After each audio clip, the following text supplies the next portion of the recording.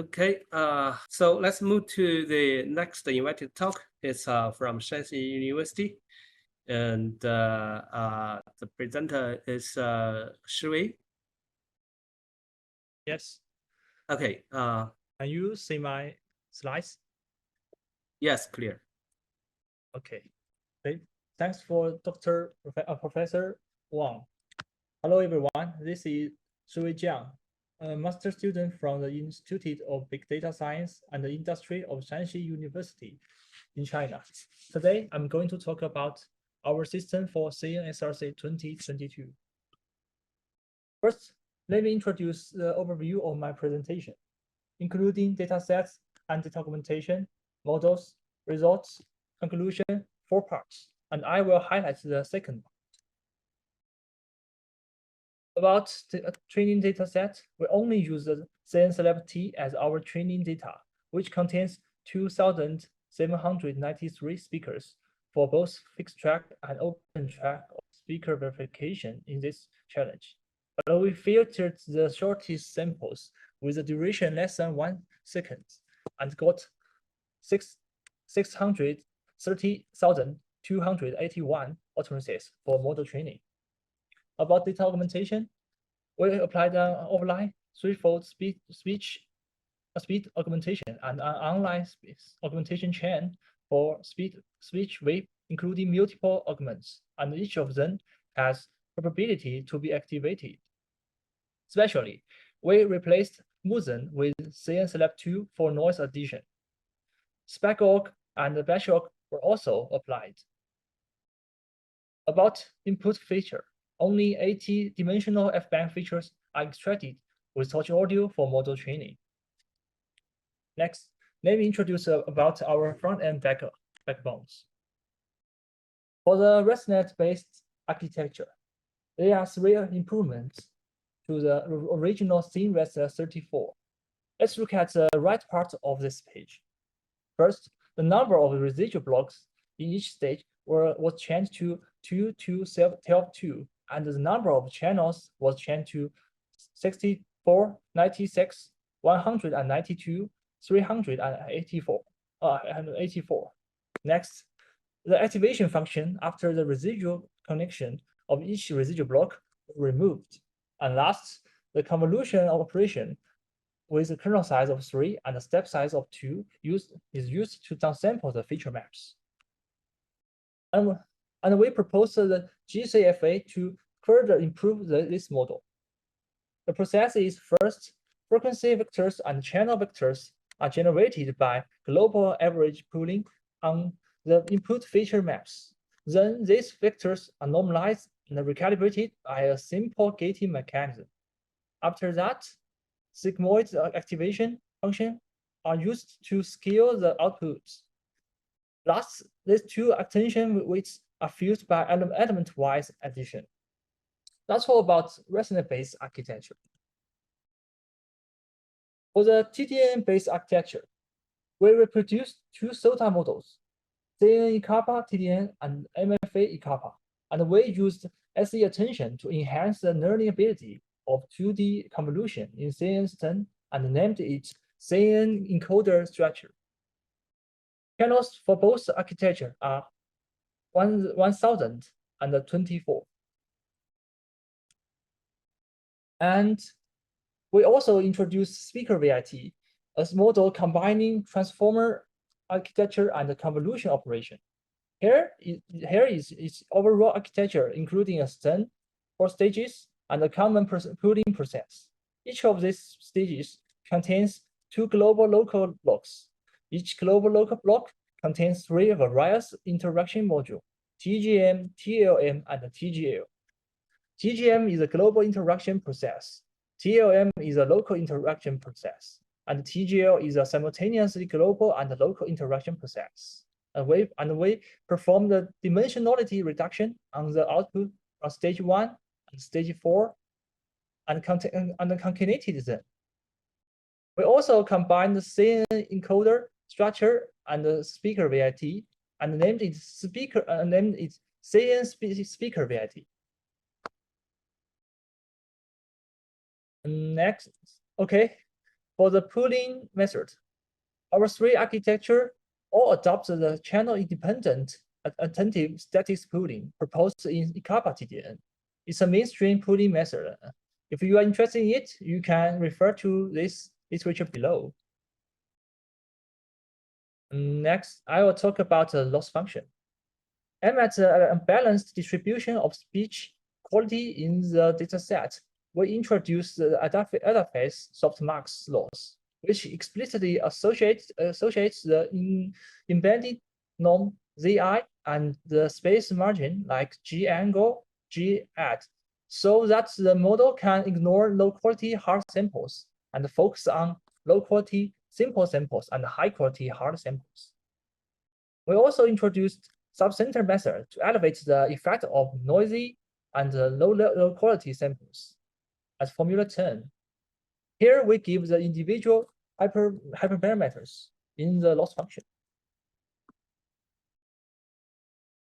And we also try to solve this problem from the perspective of data uncertainty learning. The core is to represent each speaker embedding as a distribution rather than a vector. Its process is shown in this figure. We allow the model to learn the mean and the standard deviation of the speaker's distribution, and the model randomly sampled a speaker embedding from this distribution during training. And during testing, the mean of the speaker's distribution is used for comparison. Now, I will talk about the backend model. We reproduced an attention-based backend model that fuse the embeddings extracted from multiple enrollments of one speaker. It contains two different multi-head self-attention for fusing the various parts of each embeddings. Naturally, we joint fine-tune the front end with the backend using 6-second speech segments through G2E loss, and the noise addition data augmentation was not used in training. Next, I will show the ablation study for each method. In this table, TTA and FULL are two different testing methods extracting the embedding from segments and the full length respectively. The baseline model in table 1 is the speaker variety trained with AAM softmax loss and the data augmentation strategy without noise addition. We can say both ER and the mean DCF are significantly better than those of baseline by stacking the proposed methods. And table 2 shows the gains brought by the attention and loss functions in ResNet-based model. They are both helpful too. So here shows the various subsystems trained with 8,379 speakers. Obviously, MFA kappa performs the best on ER, and the CNN speaker variety performs the best on mean DCF. By fusing the two test methods of the 5 subsystems through a score fusion method, we got the better performance. Okay, we also naively explore the performance of our model on condition of different genres. We split the whole test trials into 22 sub-trials according to whether the genre of test utterance is included or not in target speakers enrollments. Mean DCF for each sub-trials is shown in table 4. You can see that our model performed poorly on condition of cross-genre compared with the same genre condition and require subsequent improvements. So the conclusion of this presentation, in this challenge, first, we modified the ResNet architecture and proposed a new attention model. The second, we introduced the speaker variety, a backbone based on transformer structure. We also introduced Adaphase, dual loss, and attention-based backend to improve the robustness of the systems. Then we assembled 3 different architectures to obtain good results on speaker verification of CNSRC 2022. The final result of our system was 0.3399 mean DCF and 5.728% ER. In addition, we showed the observation on the gain of each method and the performance of our system under different genres. The end. Thanks. Okay, thank you very much, Shiwei. Any questions from our audience? Okay, no. So I just had a question about the genre noise. What's that? General noise? Yeah.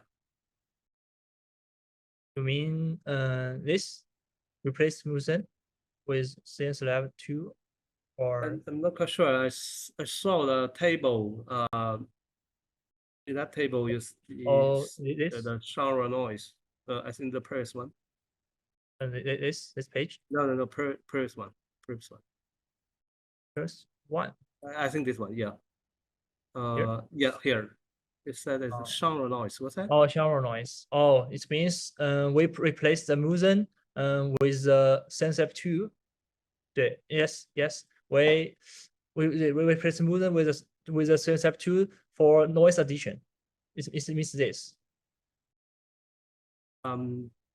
Yeah, but you add different noise to different genres, or why is genre noise? Yeah, we randomly sample the speech according to genre, yeah, and mixing it. And Okay.